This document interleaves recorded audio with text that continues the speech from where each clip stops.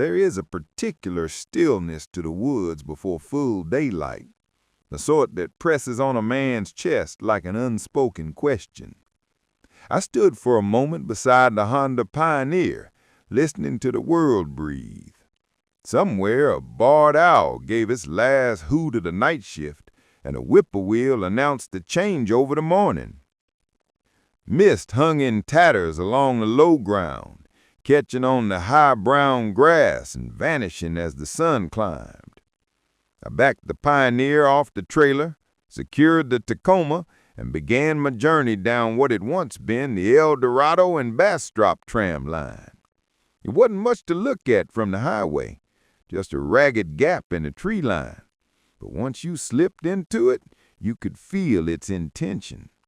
The straightness was unnatural. Even after a century of disuse, the line still held its course like a memory the forest had agreed to keep. The first few hundred yards were easy going. The ground was firm, covered in the papery rustle of pine needles and oak leaves. The trail wound between stands of sweet gum and hickory before leveling into a long, unbroken corridor. It had the uncanny symmetry of an old road reclaimed, shoulders feathered with moss, ditches filled with ghost water. My tires crunched over the brittle skeletons of leaves, the sound echoing in that enclosed space. The Felsenthal bottoms have their own geography of sound. The deeper you go, the quieter it becomes. Not the soft quiet of a Sunday porch, but the deep resonant hush that belongs to places beyond convenience. Even the wind changes character here. It doesn't rush, it drifts. It carries the smell of pine pitch and river mud, the faint sweetness of decaying oak. Every few minutes I'd cut the engine and let the silence fill back in, like watching water settle after a stone's been thrown. The forest west of Bayou Bartholomew is a country divided between two worlds. To the east, the land flattens into the delta, a patchwork of fields and drainage ditches. But west of the bayou, you find the timberlands, a quilt of ridges, sloughs, and hardwood bottoms stitched together by the patient hand of erosion. The land here has texture. It swells and sinks like a held breath. The tram bed carried me through that shifting terrain. In the low places where the ground sank toward the water, the hardwoods ruled. Overcup and oak arcs with bases as wide as kitchen tables, their roots braided into the black mud. Sweet gum, water hickory, and ash filled the gaps between. In some hollers, I passed stands of buttonbush so thick you could lose a man in them. The trunks of bald cypress and tupelo rose like pillars from the still pools beside the trail. Ancient trees whose knees jutted up through the water like the fingers of something buried alive. But then the ground began to lift. The bottoms gave way to pine ridges, and with each rise the world grew brighter and drier. I could feel the change through the tires, the give of loam replaced by the firmness of sandy clay. These ridges are the hidden spine of Ashley County, small elevations that have saved countless hunters and wanderers from drowning or despair. The men who cut the tram knew their business. They built along the dry veins of the land. Up on the ridge, the hardwoods thinned until I was surrounded by loblolly pine. They rose straight and unbending, 60 feet or more, their trunks bare until the very top where the needles fanned out like distant fireworks. Sunlight filtered in slow gold stripes, catching on the dust kicked up by the tires. There's something almost religious about a pine stand like that. The smell of resin and heat, the sound of the wind combing through the needles, it makes a cathedral of the woods. I stopped and killed the engine. The silence that followed was complete. The world seemed to hold its breath. Somewhere to my right, a red fox moved through the understory, its tail a flash of rust against the pale needles. I kneeled and studied the tracks left in a patch of soft dirt.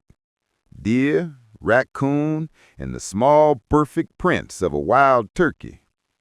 It struck me how all of these creatures had crossed the same invisible threshold I had, following the same instinct toward quiet necessity.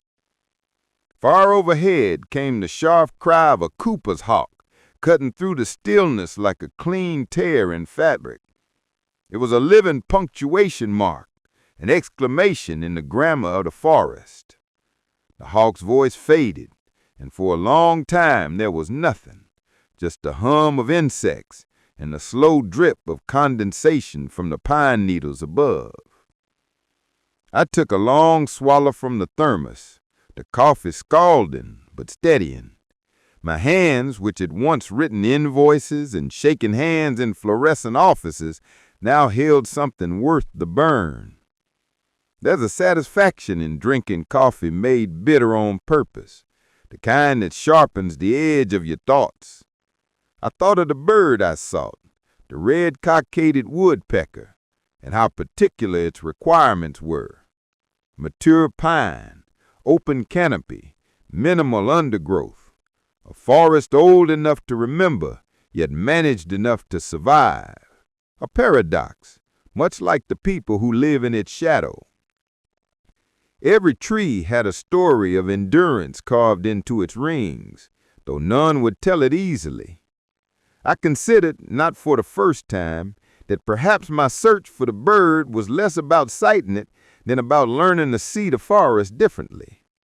To trace the long arc from cut-over wasteland to the deliberate renewal of these managed stands. The Crossett Experimental Forest, just north of here, had proven that such things were possible. That regeneration was not a dream, but a discipline.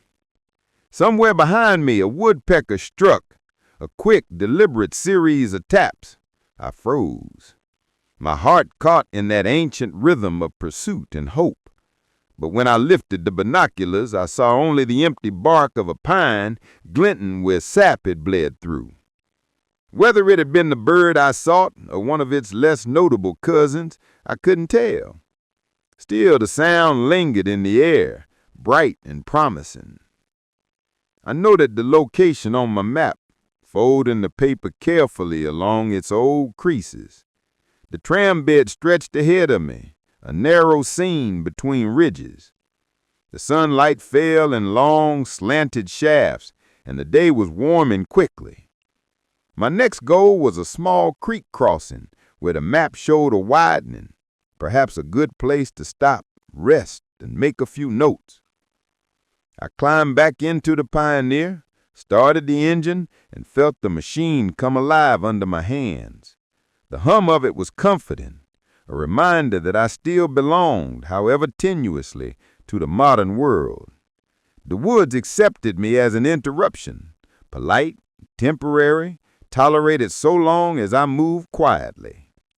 And so I drove deeper, following that old ghost of a railroad through the heart of the Felsenthal bottoms.